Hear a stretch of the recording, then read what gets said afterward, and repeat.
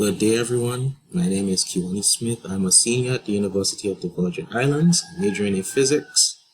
And over the summer, with the help of my mentors who work at the Caribbean Green Technology Center, Dr. Gregory Guanel and Ms. Ariel Stokes, we decided to work on solar energy sustainability in the U.S. Virgin Islands.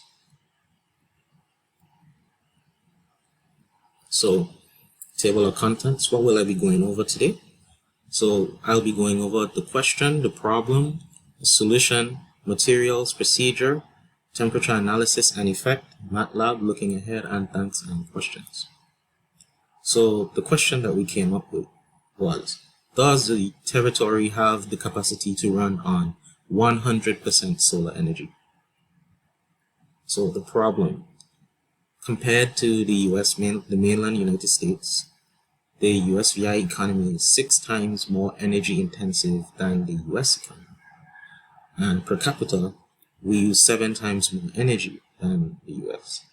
And this makes the cost of energy in the territory 5 times greater. Also, in 2017, the fossil fuel emissions was about 3 million metric tons, and all of this came from petroleum. So a solution. In 2010, former Governor DeYoung had implemented a plan to reduce petroleum use by 60% by the year 2025. And how did he go about doing this? Well, he wanted to use renewable energy, and this included biomass, solar, and wind energy. And before I continue, I'd like to mention what solar irradiation is, as that will be a big talking point for the rest of the presentation. So solar radiation is a big word for sunlight. And solar irradiation is a measurement of this sunlight per area per day. So materials. What have I used to do my research thus far? I've used my laptop, which has ArcGIS, MATLAB, Microsoft Office to use Microsoft Word and Excel, and the papers I'm reading to get data and get background information. And I also included my brain because I need help with processing all this information and giving the information back to the community or the people who are willing to listen to me present this information. So procedure, getting started. So step 1, what I did was I took Excel data and plotted into ArcGIS. Then I correlated temperature and solar panel power output. More on this is coming in the next couple slides. And I finding a way to simplify the data on ArcGIS.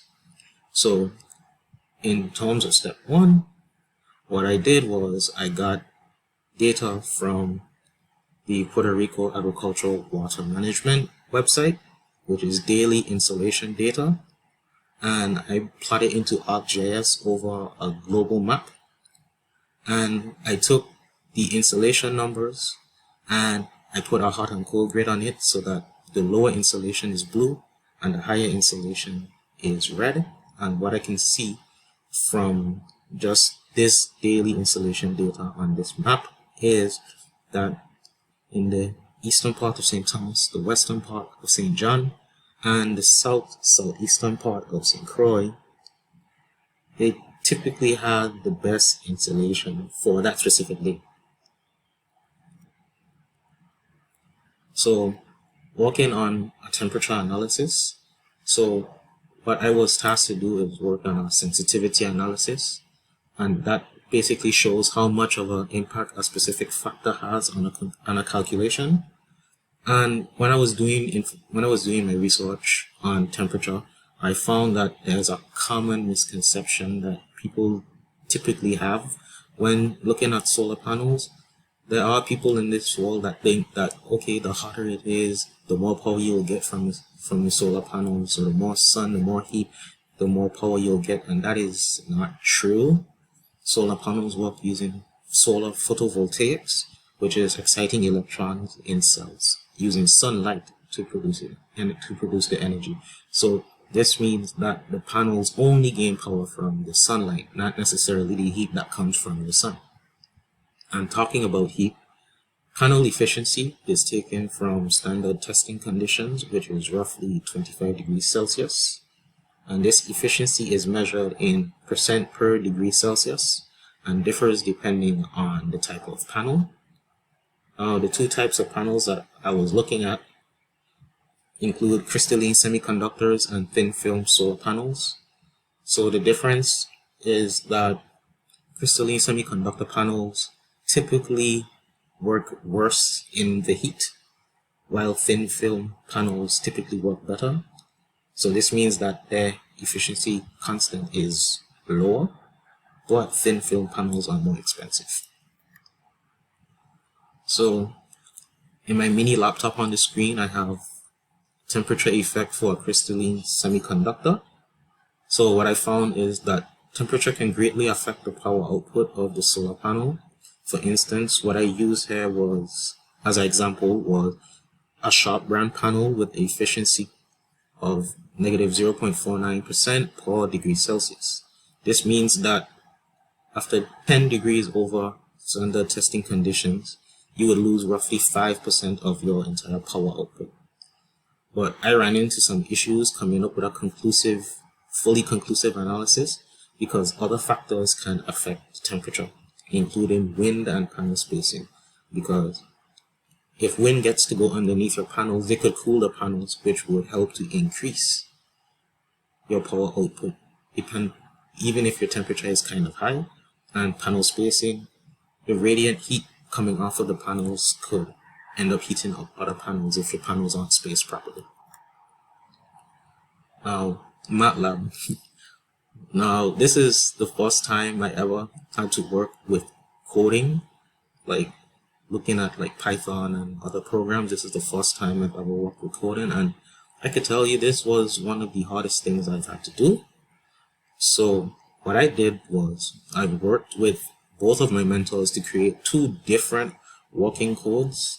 Now, the goal with these codes was to take out the hassle of having to input daily installation into my ArcGIS app every single time. So instead of inputting 30 daily installation Excel sheets into ArcGIS to get 1 month's worth of data, I would put the data into MATLAB, and MATLAB would create an Excel sheet that would take the average of this installation data and save it as an Excel file so that I could use this Excel data as monthly installation data instead of daily installation data and put that into ArcGIS. And this makes looking at clustered information, for instance seasonal installation, easier, because now when I'm putting in that information, I basically could tell not only where on the island would have the best installation, but when, as in what time of the year. Now, looking ahead, what do I plan on doing after I finish this part of my research? I want to continue working on the ArcGIS now that I have the working codes. I want to network with more people who could help me to apply information that I will hopefully get from them, to connect it to my second project, which would be to connect electric car usage or electric transportation on the island after we find out how capable the territory is of producing solar energy. Now, I'd like to thank these people. I'd like to thank my mentors for helping me along the way, as this was definitely tough knowing that we were doing remote projects, so I couldn't come to y'all directly for help. But it was very interesting. I'd like to thank the program coordinators, so the ECS coordinators, other mentors, sponsors, grant managers, and I'd like to thank the audience for listening, and the people who I've read papers from. I'd like to thank them for doing all the prior research that allowed me to find ways to do my own research. And with that, I'd like to thank you all for listening, and I'd like to answer any questions you all have. Thank you.